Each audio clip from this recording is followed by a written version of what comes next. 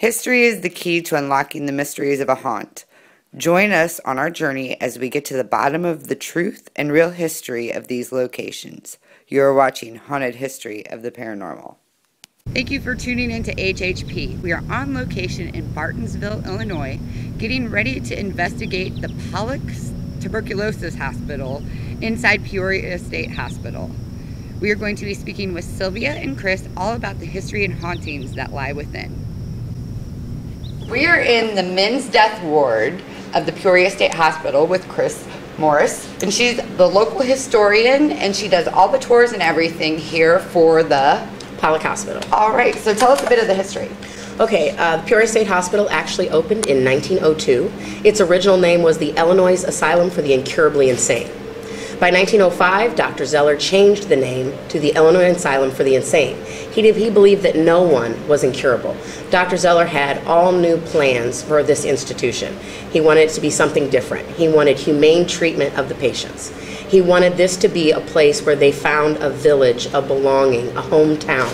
And see, to me, that's really inspiring because with asylums and insane asylums, mental asylums, they're all stereotyped into the shackles and everything like you were telling us earlier. Tell us more about the doctor that founded this. Dr. Zeller was actually hired by the Women's League when they decided to go out and look at almshouses. He went along with them and saw the horrible, horrible conditions that we keep our insane at that point in time. They decided they had to have an institution here in Bartonville.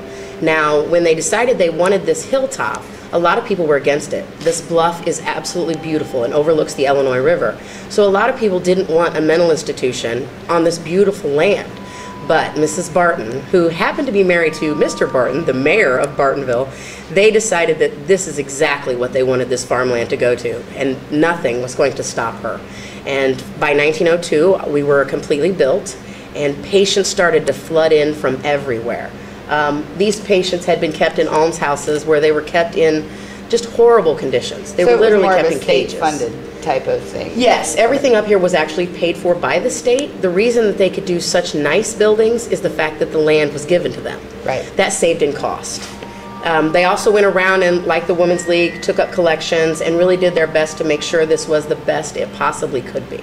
The railroad system really had a lot to do with the institution as well. Since the railroad was already starting to come through this area due to Keystone, that's a metal plant down at the end of the hill here, they decided that the railroad could run right up the hilltop into the institution.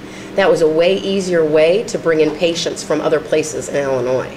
So right from the very start, we became overwhelmed with patients. And one of the first things they realized that tuberculosis was going to be a problem. These people were kept in places that had no ventilation. And tuberculosis, you know, is carried in the air when someone coughs, so the next patient would get it and the next patient would get it. They did a study here and found that 95% of our population already had tuberculosis by the time they came in with it? They came in with it. Oh, man. So that let them know right there that they had to build more hospitals. The original compound was 17 buildings with a small original hospital. Right away, they had to build 2 more. The Leviton and Talcott, one was for men and one was for women. Then after Dr. Zeller's death in 1938, we built the Zeller Hospital. That was in 1939. And then the Pollak Hospital, which is named after Maxim Pollak, was built in 1949. Now this hospital, which is the Pollak Hospital, was aimed more towards tuberculosis. Correct. It was completely built for the treatment of tuberculosis. We're built in an H-shaped pattern. That's so our wards can see the rising sun and the setting sun. Now, can you imagine? They set up a ward of 6 patients just so they could see the rising sun. But imagine what difference that made than being locked on some dark ward somewhere. Right, the sunlight, the fresh air. Exactly. Especially being up here on the bluff. Right. You know, that's large oxygen scrubbers were put inside of this room so they pumped in as much fresh oxygen as they possibly could. Now, how many people were kept in this room at one time? There were up to 250 patients in this one room. Now, the back wall behind me is a little closer than it was in the original hospital. It was moved in by a local business that rented the building for 10 years.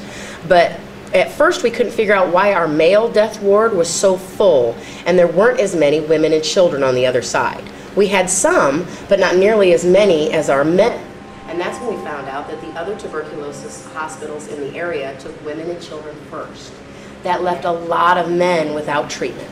Unfortunately, most of these men came to our hospital, they were already pretty much on their deathbeds. They were feverish, they were covered in bed sores, some of them delirious. They were literally on their way to death by the time they arrived here, which is why the death toll was so high. Now, I do have a question because I've personally been to Waverly, and I find Waverly fascinating, and I find like past plagues and stuff like that, you know, that's history that our doctors nowadays learn from. Did they do any radical procedures here like they did at Waverly, like removing lungs or anything like that? No, most of their stuff that they did here wasn't nearly that radical. They believed in hydrotherapy, but the hydrotherapy they did here was a very warm bath and then a cold water shower. So even today at spas, they'll do that to open up the lungs and help you breathe. Absolutely. I worked at a spa, so I know about hydrotherapy. There you go. And this is back in, 1949, before they even realized fully what they were dealing with. So they weren't doing like experimental. No. This was, more towards the end, and they were doing what they could to ease them, not have them have any discomfort. Right. Dr. Zeller was adamant about the fact that he didn't want experimental programs. He wanted to make sure that most of the stuff was proven before they were injected into a patient. So in other words, something like color therapy, that can't physically harm you. It can only help you. So he made sure he kept most of his things along those lines.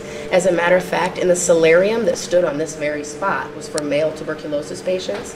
He had ruby-colored glass shipped in from Canada because he believed that the ruby color coming through the windows in the high sun would actually help cure them. Can you imagine these patients are sitting in this ruby red colored glow, and that was the type of thing they were doing to relieve their pain. There was no surgeries of any kind. Nothing I've ever found said that they were doing anything that caused them any harm. Everything we did here was based off what can we do to help. Right. And, like I said, I hate to throw back to Waverly, but that's one of the only tuberculosis places that I'm familiar with. They were doing those radical procedures thinking they were helping. Absolutely. Absolutely. So that's why I don't think anybody in the industry was really trying to hurt people. Right. Now, let's face it, they had some people locked down and things like that. And usually what you found is those were personal run places. Almshouses, you simply needed $25 and they gave you a certificate to turn your barn into an almshouse. Oh, wow. So you could go from 1 week of raising cattle to the next week having the insane in your own backyard. Right, and then having them work for you, and then exactly. I can just sit back while they do all my work. Or I happen to lose one, I'm not really sure what happened to them, that kind of thing. Oh, some of our original female patients that came here, that came from almshouses, they were kind of treated as brothels. A lot of the women showed up pregnant. Oh, wow. Dr. Zeller had to put a neonatal unit on the hilltop because there were so many births by these young women. He was adamant that there was something wrong with young women who give birth and then seem to go temporarily insane. He had 128 of them delivered from the criminal system in the very early days because he felt that there was something that went wrong that could be healed. A doctor that understood postpartum. That's right. He allowed those women to keep any children they had until 4 years old. He felt it was detrimental to the children to be taken away from their mother. If their family did not show up within the 4-year time, they were then taken into the orphanage. But can you imagine those few years being watched and gently guided by other nurses? They could keep their children and recover from whatever was ailing them. And we now know, of course, that is postpartum. But it doesn't stop there. Right. Dr. Zeller knew that young men who come home from war must have something wrong with them. Post-traumatic stress. That can be healed. He actually had a cottage set up just for them, and their treatments were completely different than schizophrenics or epileptics or something like that. Each cottage was separated into your ailment. So Dr. Zeller was ahead of his time. He absolutely was. And he was so adamant that women should run this type of system. He put a woman on every single ward of the hospital. They actually ran the ward. Because he knew women could multitask. That's right. That's what it is. Well, exactly. with the nursing ability becomes the mothering ability. Right. And when someone is sick or hurt or lost, the one thing they want more than anything else is their mother. Right, and it's a natural instinct for a caregiver to go into that mode, especially when you're a woman or a mother. Exactly. Him and his wife, Sophie, they really were the mother and father of this hilltop. They never had any children of their own. And an interesting story about Sophie is they had a power outage here on the hilltop, and so concerned about the patients, she had a little cooktop stove, and she went ahead and made coffee for every single patient in the asylum to make sure that they were well taken care of during the power outage.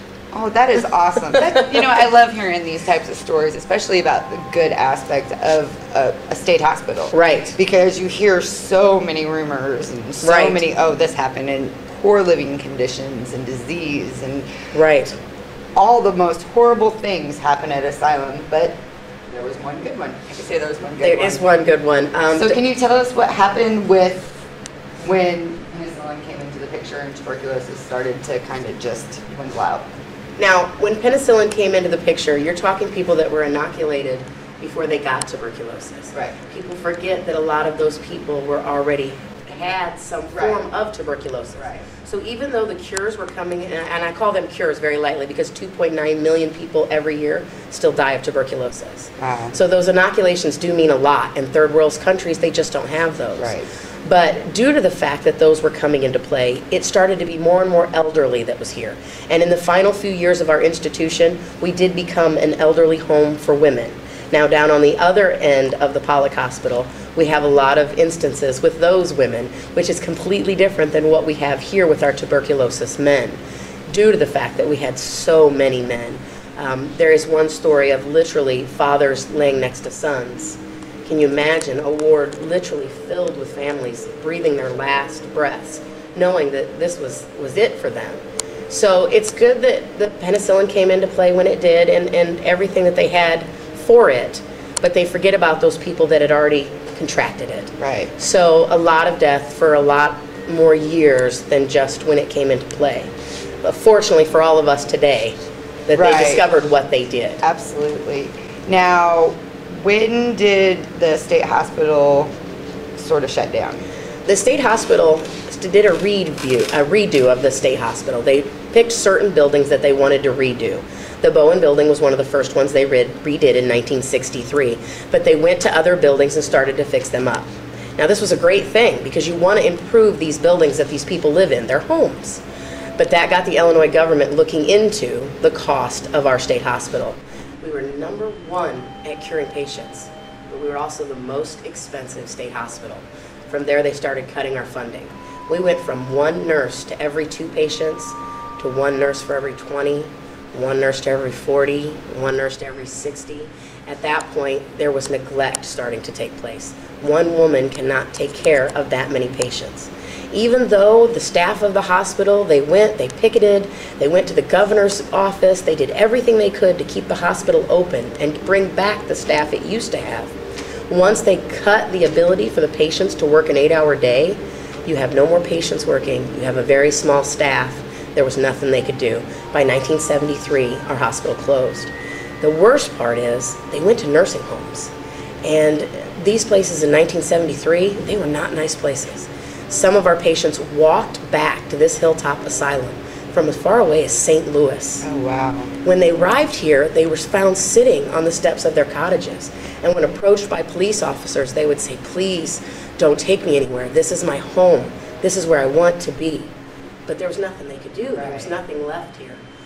It's very interesting to me that we just read an article about the fact that our nurses here at the hospital, they decided they would take shifts and they would go to these nursing homes and visit these patients every single week for the rest of their lives. And they did that. And they that's watched a their true patients. testament of somebody being that devoted to the patient care. Yes. Love, that when you told me that earlier, it melted my heart because that meant everybody that was established with this place cared. And loved and just didn't go to work. They actually loved what they did. And this Dr. Zeller just sounds like, a real inspiration to a lot of people. He definitely was. A lot of people that work in the industry now will reflect on Dr. Zeller. He's been quoted by many doctors. They just recently did a study in Wisconsin of their state hospitals. And the man that did the study said, "We need a Dr. Zeller." Now, to me, that is amazing. And he was right here. He was right here in Illinois. And you get to, share his story and tell people like me who don't know the whys. I'm coming up here and I'm doing my show and I'm like, it's an asylum. Which a lot of people ask me, they say, well, if things were so great, and you weren't like other institutions that torture and beat, then how come you're listed as one of the most haunted places? Well, those of us who do the paranormal, we mostly go into homes. Why do those people remain in their homes? Because they feel safe. Right. Because they felt loved. Right. These people felt safe and loved. Right. Can you imagine coming from someplace like an almshouse, coming up the train, and ending up at a place like this? Why would you ever want to leave? And it was probably so beautiful at its time, you know, and I could only imagine. We're getting ready to take a tour of the Pollak Hospital. What you're standing in now is our male death ward. All tuberculosis hospitals split into 2 wards. One ward is for the very sick, the other is for the dying. The reason they separated them like that is they didn't want the very sick to see the daily death toll of the men that were in this room on their deathbeds, because this was it for them. No more hopes and dreams. No more I'm going to do this or my life is about that. This was the end. When you laid on these beds, there was no reason for them to be very large. You didn't roll over. You didn't have much movement. Mostly what they did is laid on these beds and breathed just like this. Can you imagine the sound of over 200 men laying in this room, breathing their last breath? This is the room that we get a lot of paranormal activity due to what we call heavy boots. One night locking up the haunt, we were locking a side door and we heard the sound of boots coming down the hall. I was sure I'd locked somebody in the haunted house and they were gonna come down here and just be so angry at me for locking them in.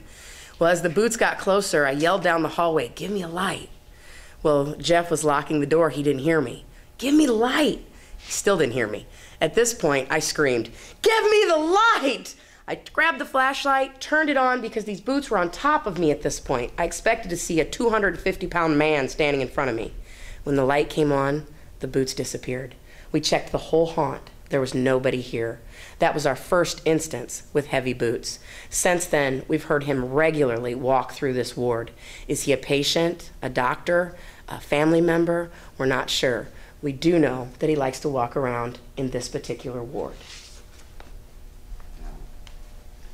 Okay. We have several things to show you tonight that you'll find pretty interesting.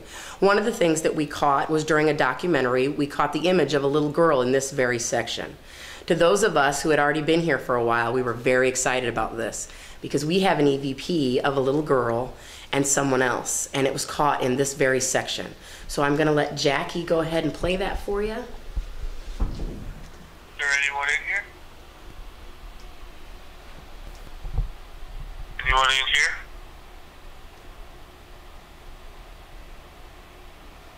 You want to say something?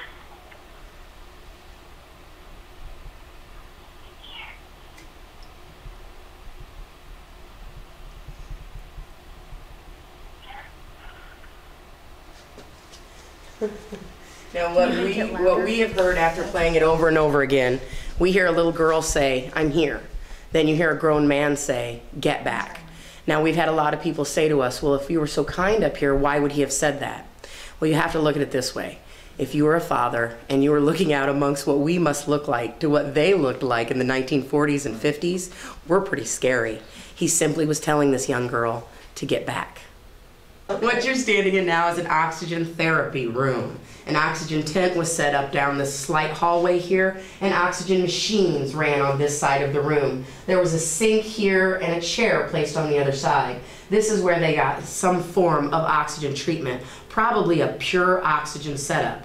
But the most interesting thing about this room is the fact that we have 2 of the only last known Zeller purple doors.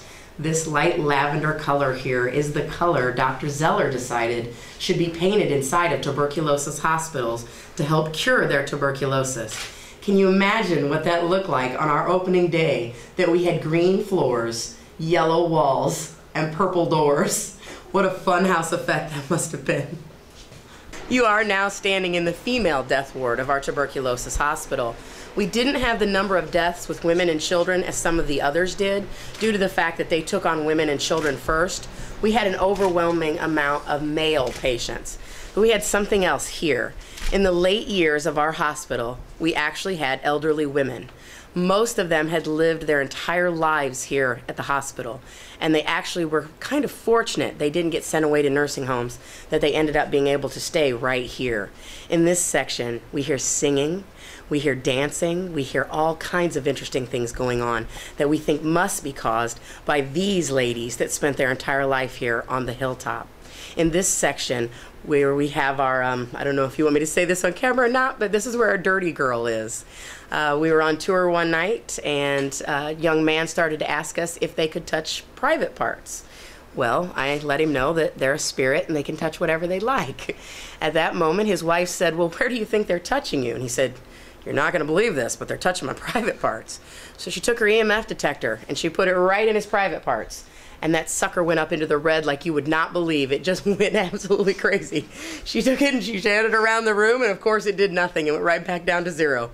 Right back over to his private parts, up it went again. Wow. This has happened several times now on tours. We do have a document during the time this was an elderly woman's home, and there was a specific woman that they always had to report on. She's running naked again. She's running around the hospital without her pants on. So maybe this is our dirty girl in this section, or maybe it's just any one of our patients. Not only did we take on the insane, we took on the pauper community of this area. If you had tuberculosis, this is one of the hospitals you end up at. You didn't have to be a mental patient to end up having your treatment here. So we literally had from babies all the way to the elderly. So, let's get back to the dirty girl. We are a YouTube-based show, so anything goes. Does she single out more men? Yes. So, like, if we put Eric in here by himself for a little bit? Hopefully she would take advantage of that. We've never had a woman touched down here. No. Okay. Not in a, and I'll say a sexual manner as lightly as I possibly can, but you know, when she's grabbing the family jewels, what else can you call that? There you go, get some action. I'll hang out. Yeah. And if you watch this pool right at the bottom. So I was here with a group called Peoria Paranormal, and they had opened up the Pollak building to the public. And so there were tons of people around the building. And we went down into the basement. I was with a group. And when we got down there was a group already down there working. So we said, okay, well, we won't stress the spirits too much. We'll take our group and we'll go up to the women's ward. And I've got this thing where I don't like being the last person out of a dark room that I know is haunted. So I made sure that there was somebody behind me as I was coming up the steps. And I didn't know, I mean, I knew Chris and Jill and Jackie and everybody, but I didn't know most of these people that were here. So I didn't recognize the girl that was coming up the steps behind me. But she had long, blonde, straight hair, and she was wearing this blue puffy ski jacket. And I came all the way up the steps, and you see this big, heavy door at the top of the basement steps. I stood here, and I held the door for her, and there wasn't anybody behind me. I was so convinced that someone was behind me that I stopped and held the door so she wouldn't get slammed in the face with this big, heavy door, and there wasn't anybody there. Wow. So let's go down to the basement, shall we? All right. Behind me, through this entrance, is where patients enter to work here at the Pollak Hospital. They had a restroom for men and one for women. This was a way for them to clean up both before and after working in the Pollak. They were again trying to keep themselves from spreading tuberculosis. If you follow me now, I'll take you into the second side of the basement. That's more leaking down there. Yeah, it's been raining, Wet so.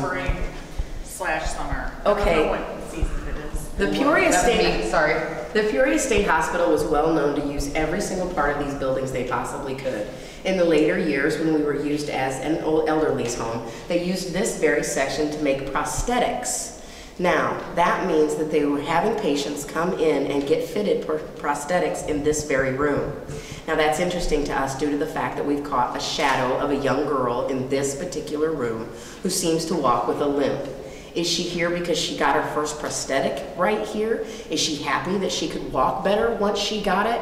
We're not really sure, but we do know several ghost hunters literally come back to our basement to try to speak to her. They even bring her toys. Unfortunately, it's been a very wet spring, and since the toys have a tendency to move themselves, most of them have gotten wet, and we've had to get rid of them since then. But throughout the summer months, there's usually a car, a doll, that kind of thing down here for her. But let me take you someplace completely different. dog would attack the spider webs. I did that too. What was that? What's that? All right. Where you're standing now is a cold storage morgue. In the early days, this is where the bodies were kept. The reason they weren't immediately taken to the cemetery like other tuberculosis hospitals is due to the fact that a lot of our patients actually went home on the train system.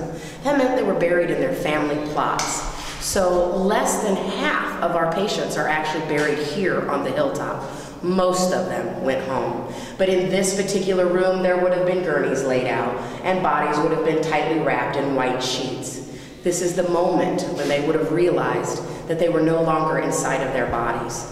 This must have been the moment they decided to stay here rather than pass through the light. You are also standing on 3 feet of water. There is a natural spring underneath our feet. They used it to cool the steam pipes that had to be run out this far, which means you're standing on a natural spring. Those of us who believe in the paranormal understand that natural springs also help hold the paranormal energy. This room has an overwhelming amount of paranormal activity. This is the room where people have broken down into tears and had to leave, tasted blood in their mouth, pressure on their chest, coughing and can't control it, just to the point where they couldn't be down here anymore. This is the room that will kill your phone. This is the room that will draw your batteries. This is also the room that has been with cameras on its own. But one thing that we found overwhelming about this particular room is this very sound. Believe you me, the first time we heard that sound, we were outside and we must have jumped about 10 foot. It's an overwhelming sound. It's a sound that rings throughout the building. That's an 85-pound metal door. It opens and closes itself completely on its own. Believe me, we've been down here in windstorms trying to see if that door will move on its own. It moves when it wants to. Now, why does it slam? We're not really sure. Maybe it's someone that used to work here. Maybe it's a patient that just simply wants to draw us down here. Maybe it's the fact that the generator is on the other side of that doorway and is not running, although the steam is not running.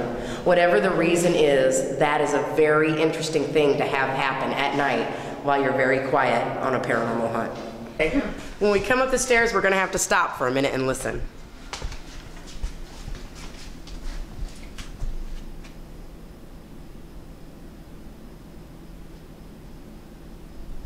Okay, when you come up and down those stairs at night, when you come up, be sure you stop for a minute and listen. These are the stairs that I have an interesting story from. Jill and I were filming a zombie movie in our basement, and we were doing the telltale step drag. So Jill was downstairs and she came all the way through the room and up the stairs. When she got to the top of the stairs, I turned my camera off, and as we're standing here looking at one another, what do we hear from the basement? Step, step. And it was so loud. We were so shocked by this, we became Cheech and Chong at that moment. We're looking at each other, walking down the stairs. We're looking at each other, looking at each other. At that moment, we thought, no, that's too loud. It's got to be Jeff downstairs. So I go, hey, Jeff, is that you? At that moment, he popped up behind me, and he's like, nope. We jumped at first, and then ran down the stairs to see if we could get him to do it again. Oh, yeah. From that point on, we've told every team that's come in our building, when you come up these stairs, stop, wait, listen. Several of them have caught the sound of footsteps coming up the steps behind them. Cool. You are now standing at the headstone of Bookbinder. Bookbinder is one of our most famous paranormal stories here at the Peoria State Hospital. This ghost story comes from Dr. Zeller himself.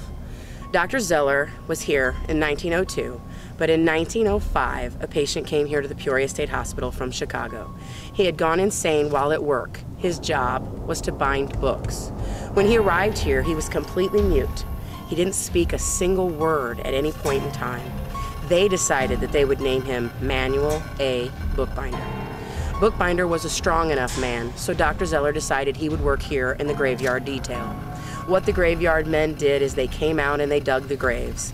They then did an old-fashioned style burial where they would lay 2 boards over the opening and 2 ropes. Once the casket was set on top, they would pull taut on those ropes, remove the boards, and lower the casket down. Bookbinder did this hundreds of times.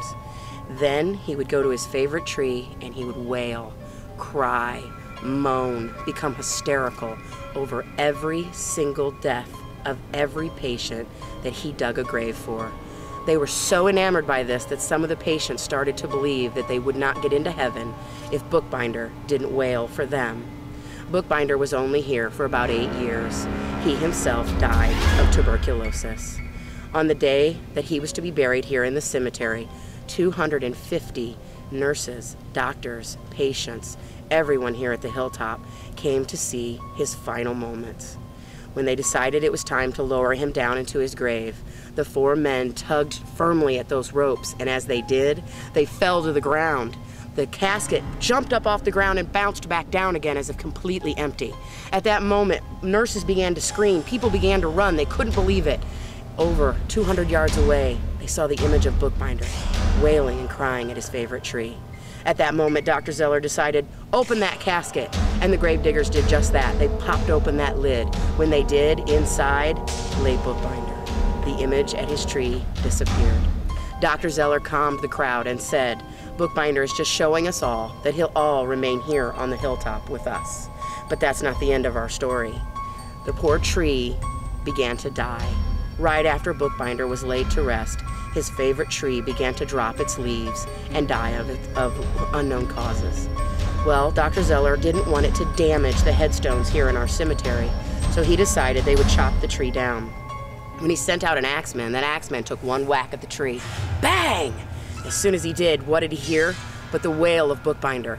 He knew Bookbinder was still here. He ran back to Dr. Zeller's office and said, Doc Zeller, I can't cut that tree down. Bookbinder is still here. Dr. Zeller said, fine, we'll wait a while. Well, the tree began to drop limbs here in the cemetery. So worried were they about the headstones that Dr. Zeller decided to burn the tree out. That's a root ball burn where they burn the base of it and guide it down with ropes. As soon as they lit that fire and the smoke began to rise, what did they hear? But Bookbinder began to wail. What did they see in the smoke but the image of Bookbinder? They quickly threw the buckets of water on the fire and stamped it out and ran back to Dr. Zeller's office and said, Doc Zeller, we're not burning that tree down. Old Book is still there. Well, the tree finally fell on its own. It timbered one night in a windstorm and fell inside of the cemetery. It did not damage a single headstone. It fell down the rows and didn't damage the cemetery in any way. They were so enamored by this that they decided, we're not going to cut this tree up and turn it into firewood. We're going to roll it off the back of the ravine, and hopefully the saplings that come up into this cemetery will carry on a piece of Bookbinder. There's only one root ball that's ever been pulled from this cemetery. It's located behind me here about 20 feet. There's only one small piece of Bookbinder's tree that is left. But Bookbinder is still here, and people come to this hilltop at night, right at dusk, to see if they can hear Bookbinder wail. You're now standing at the grave of Rhoda Derry. Rhoda Derry is one of the worst horror stories that came to the Peoria State Hospital. Poor Rhoda Derry was deemed insane at 17 years old. It was the man she was engaged to was wealthier than her, and his mother said, if you don't leave my son alone, I will bewitch you. Unfortunately, poor Rhoda had some type of mental incapacity that drove her insane with that knowledge. She was said to spin on her head and scream that Old Scratch was going to get her. They locked her in an almshouse. She was in that almshouse for a very long time.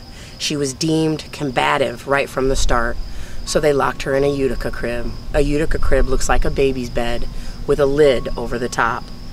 She was locked inside of this Utica crib for 40 years. Her legs atrophied up to her chest. She had beat on her face so badly she was barely recognizable. She had had enough at one point and clawed out her own eyeballs. She was totally mute, totally disfigured when Dr. Zeller found her. He was doing his regular rounds of the almshouses in Illinois when he found poor Rhoda Derry. He decided at that moment that she had to come back to his hilltop, and when the owners of the almshouses refused to let her go, Dr. Zeller said, you give this patient to me now, or I will shut down your whole institution. Rhoda Derry was on the next train here to the Peoria State Hospital. Unfortunately, Dr. Zeller's car was caught at the bottom of the hill to a mudslide, so the train arrived here first. The nurses went to the train like they always did, and they unloaded the basic patients, your schizophrenics, and all of the other things that normally come to the institution. When they saw on the back of the train was a laundry basket. They approached the laundry basket and tried to lift it, and when they did, it was too heavy, and then it moved. They pulled back that top sheet, and what did they find? Poor Rhoda Derry inside of a laundry basket, like refuge. They decided at that moment that she would be the daughter of every nurse at our institution, that she would have special care 24 hours a day. They made a special cart so they could push her around the hilltop like a stroller. They put a mattress out on her cottage so she could sit out on the porch and feel the breeze on her face. Each nurse took turns feeding her meals, talking to her, reading her bedtime stories, even though there's no guarantee she could hear a word they were saying. The two things that she loved most were chewing tobacco and Dr. Zeller himself. She was said to have a grimacing smile on her face anytime Dr. Zeller entered the room. Poor Rhoda Derry only spent 6 years here on our hilltop before she herself died of tuberculosis. She lays here in the ground, but her spirit still roams this hilltop, and we are all still taking care of poor Rhoda. All right, we are here with the author of Fractured Spirits, Sylvia Schultz. I'm so excited to finally meet you. We had such a great phone conversation. She's actually the lady who called us up here, so I'm quite excited. Tell us about your book. All right, Fractured Spirits, Hauntings at the Peoria State Hospital is a collection of people's experiences here. It's really quite a local landmark, and everyone seems to have a tale to tell. So that's what I did. I went around and talked to people, got their experiences, and collected them all in a book. Now, like I talked to Chris earlier when we got here, and you know, we've been to several locations with several different people, and everybody is drawn to that location. What draws you to Peoria State Hospital? I've tried to figure that out, and I can't. It's just such a fascinating place to me. I can't explain the attraction, but I'm not the only one. Oh, absolutely. As but you Chris wrote a said. book about it. Well, yes. So, I mean, Yes. to me, she is so in depth with the history. Oh, and she's it's so passionate so about it. impressive. Mm-hmm. But you have something in you too when you take the time to put everything in here and everything that everybody else does into written word. Well, yes, that's true. I wanted to share these experiences with people. I've heard so many magnificent stories that I just wanted them all in one place so that other people could experience them too. So you can pass it on. Yeah. So what's your favorite story out of Peoria? Oh man, that's like asking a mother to choose her favorite child. Everybody has one. Oh wow. I'm kidding. Everyone has a favorite I child. love you, kids. Oh, my favorite story. Gosh, I think one of my favorite stories is I was over at the Bowen building, and I was doing research for the book. So I had my little notebook out. It was kind of obvious that I was doing research, and I had my recorder going, and I was just letting people tell me stories. And that particular weekend, the Bowen building had been, it was the location for a massive ghost hunt. There were about 200 people Wow. on the grounds. There was no one allowed in the building, but there were about 200 people on the grounds, and they were divided into groups of 50 that rotated between the Bowen building grounds and the 3 cemeteries. That was also the very first weekend that the Pollak Hospital, where we are right now, had their haunted infirmary. That was the very first weekend for it, so, and their lines were around the block. Oh, I bet. So this particular corner of Bartonville was just a hopping little place. So I was at the back of the Bowen building, and I was talking with 2 of the volunteers at the building. So it was just the 3 of us at that point in time. Everyone else had wandered away to do their own thing. There were just 3 women standing there, and one of the women had to go back to Bloomington. She was about to get into her car and leave. So it was 3 females standing around talking, saying things like, "Oh, good to see you again, have a safe drive home, glad you're safe," and things like that. Underneath our 3 female voices, you can hear a man's voice saying, "There's too many people here, there's too many people here."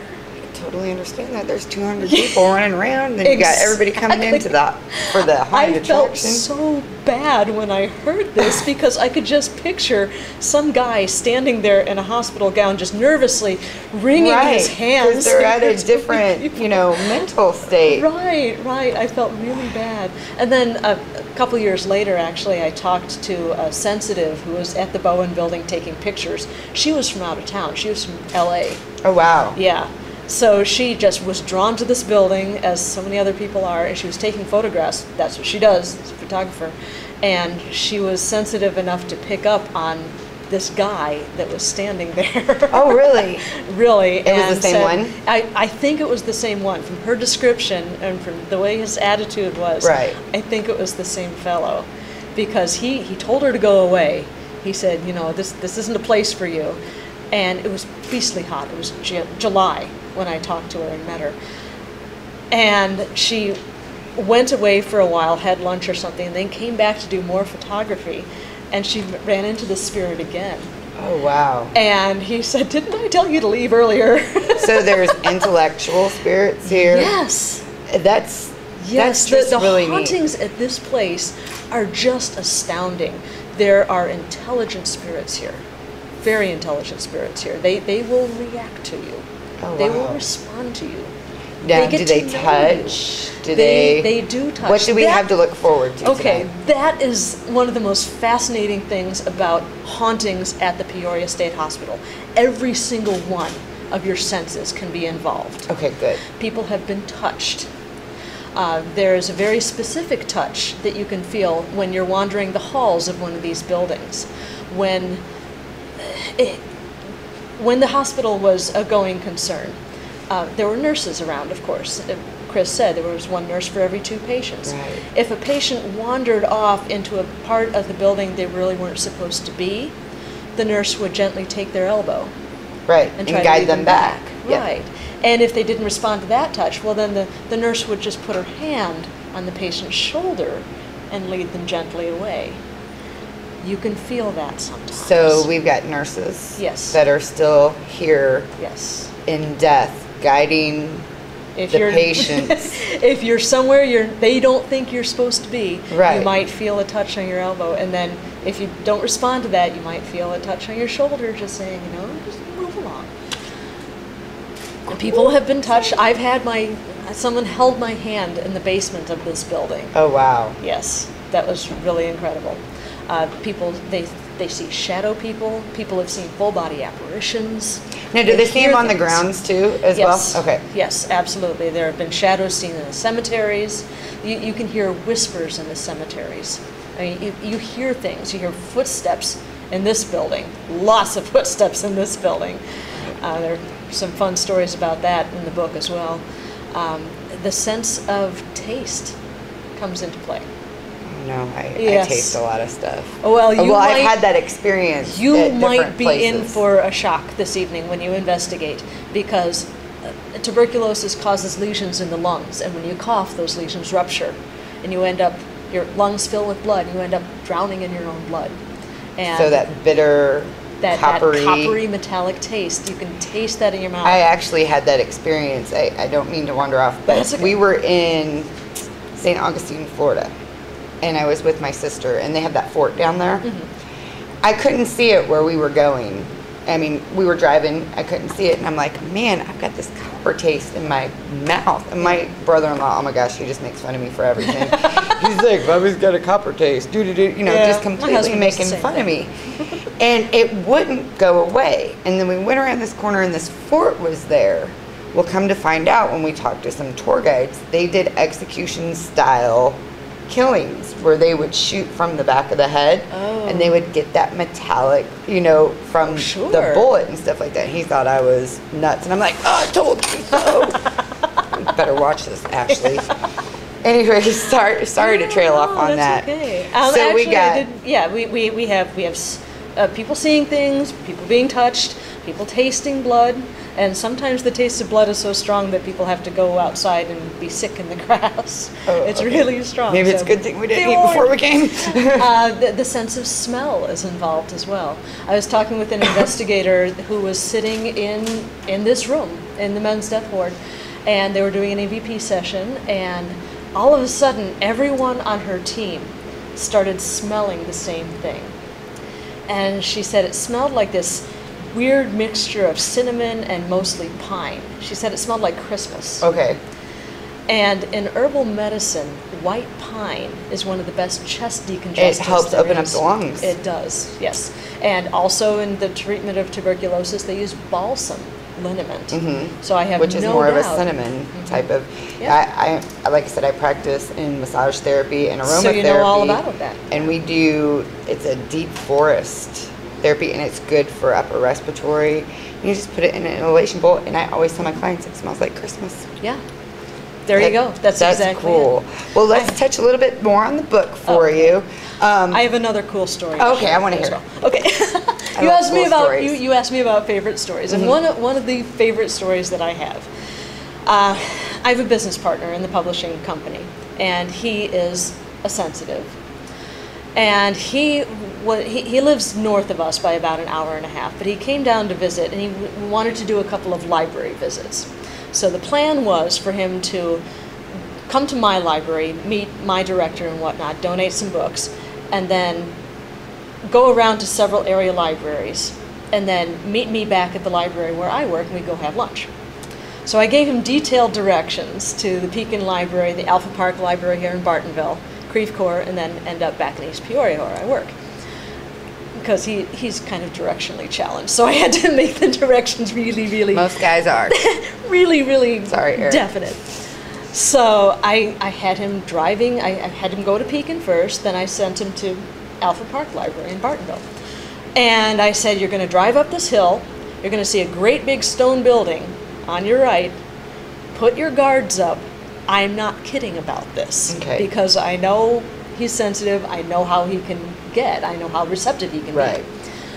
So I get this text from him halfway through the morning while I'm at work. And he says, this hospital you keep telling me about, this book you're working on, was there a TB ward in this hospital? I said, yes, there was. It was called the Pollak Hospital. And he said, that's what I thought. I picked up a hitchhiker. And over lunch, he told me the entire story.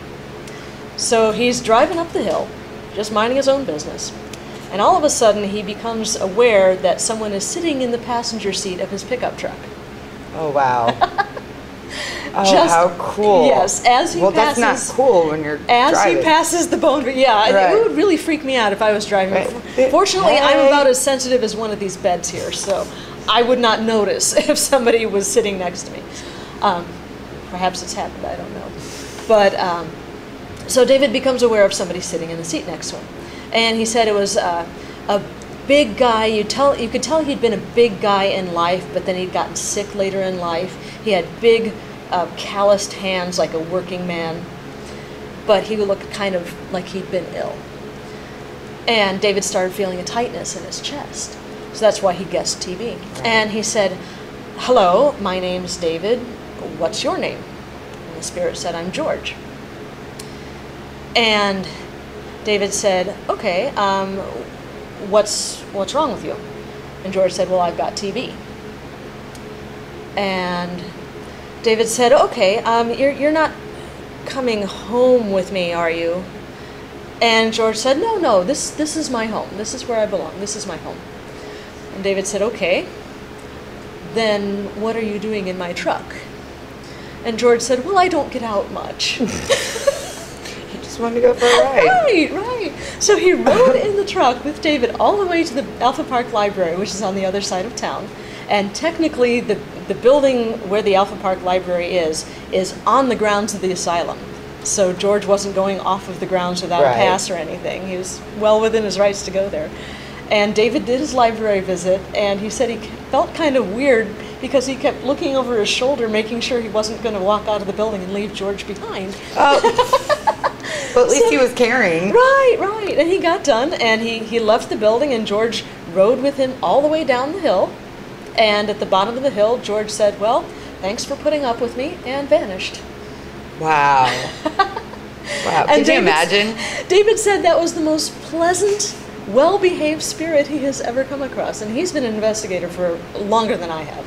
I've come across some pretty, in a couple places that have an infatuation with my backside and pinching at numerous places. We were talking about people getting touched earlier. Right, that's what I was like, that's why I asked it, because it's happened at several places. There is kind of a handsy spirit. There are two, definitely, handsy Well, let's save that spirits for here. the tour part. Okay, I want to talk a little bit more about this We'll do book. that. The cool thing about this book that I have really liked, it's linked to a Facebook page.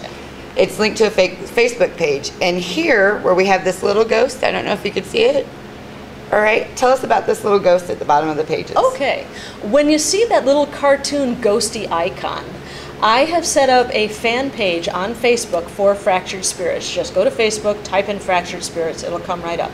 When you're reading the book and you come across that little ghosty there, that's your signal that there's extra material on the Facebook page. So if I'm talking about a photograph, you can go look at it. If I'm talking about an EVP recording or a spirit box recording, you can go to the Facebook page and listen to it as you're reading. I love that. I'm so excited. And how can people get this book? It is available on Amazon, of course. You can go there and order it. You can also order it through the Dark Continents website, darkcontinents.com. Us girls are going to head to the men's death ward, but we put Eric down in the women's death ward with the dirty lady ghost. We'll see if he gets any response from that. I'm in here because there's a lot of stories of the dirty girl. As soon as I said that, I heard a noise to the left of me. Actually, at this moment, my legs are getting cold. I keep feeling like I'm being touched. On your back? First it was my arm, and then it's been like my low back. Okay. Are you touching Aaron? Instead of being called the dirty girl, what's your name? Do you have a name? Can you tell me your name?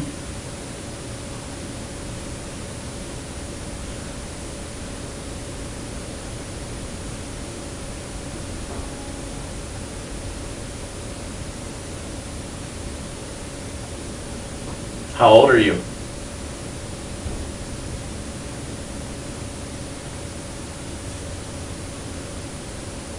Do you like it here?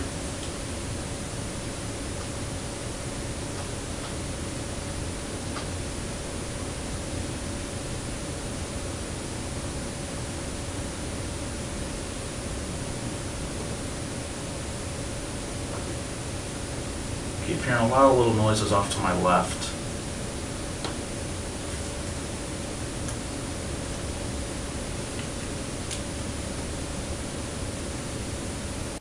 I just felt it on my back. Flash. I feel like its fingers going up my back. Yeah, it's just real light, like kind of ticklish.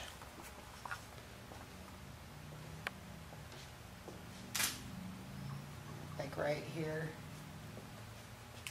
Shows us so you can see. It felt like, you know, like just got lighter than that. And it stopped about right there.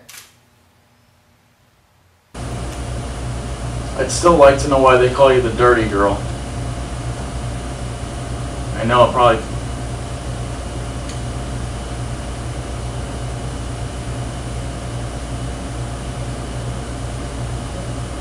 I know it probably sounds mean, but I don't think it is. I don't know.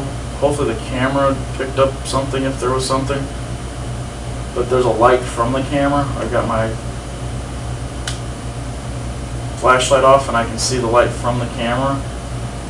That light just went black for a second. The light Eric was talking about was the LCD screen on the camera. Was there a possible spirit blocking it out? Kind of hearing noises behind me now,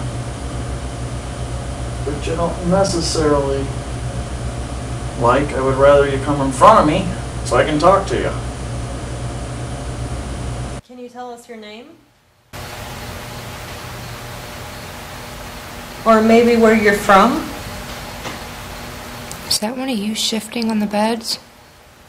No. That's footsteps. I haven't moved.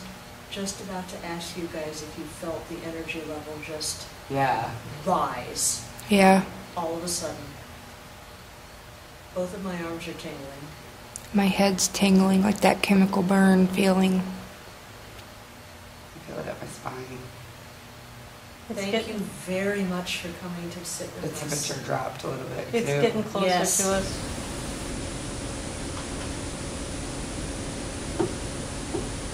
More noises to the left.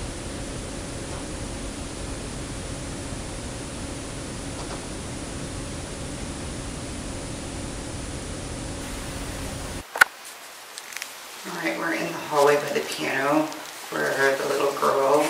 Real quick, Yeah, not to we're- cut you off, my millimeter battery must be drained because it will not stay on. I just put it in there. Just from those batteries you gave me here. Yeah, those were brand new, still in the package. Yeah, I just put it in right before we started all this. It won't stay on. It happened at first when I was down there by myself. So it's, the battery's been drained in it. Little girl, are you here?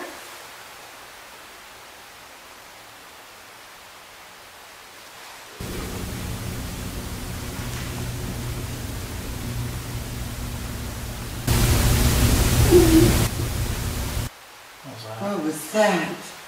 I thought it was your tummy growling. That's what I was hoping. That wasn't my Are tummy. you sure? I swear it If wasn't my nobody tummy. farted and that wasn't under his stomach, that was a yes or something. Also, while in the hallway, we experienced some significant temperature changes that went on for about 10 minutes. I'm cold. Well, I tell you the temperature was, but my thing died. Left side.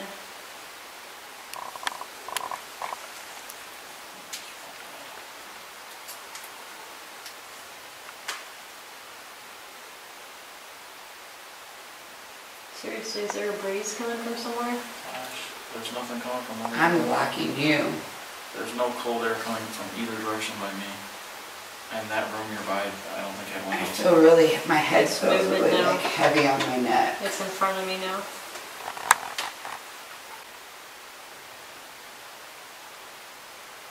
Can you move over there towards Bobby here so she can feel the coldness? I'm a little cold. Put my hand out for you. Do you still feel it missing? Nope. Mm-mm. I'm not feeling it either.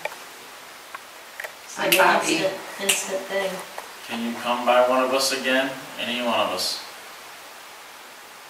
Okay, it's cold again. I just felt it on my right, my left arm. Mm-hmm. Thank you. Thank you so much. Can you come by somebody different? Is that one of you? No, that came from the left. That came from the men's ward. If you're in there, you're more than welcome to come out here and join us. Feel the cold? Oh man. I'm gonna And take the a tips of my fingers are tingling. I'll take a picture. Flash. Flash. Oh, why did I look? There is a cold breeze, a little bit, just slightly. But I didn't feel it until you said go to somebody else. But like, I'm feeling it too, is what I'm saying, right? Oh, okay. Like underneath your hand a little bit, I keep getting just a slight little cold. It's getting me again. Yeah, It's it's moved gone. away from me. Yeah, It's gone. the tingles are gone too. Mm-hmm. Yeah. Just. I can feel it right here. Mm-hmm. And it's right here. And then it's not. Just slightly cold, not at all. One of the claims is when coming up from the basement, you can hear the sound of footsteps coming up after. We were able to capture this on audio. That's us walking. Now quiet.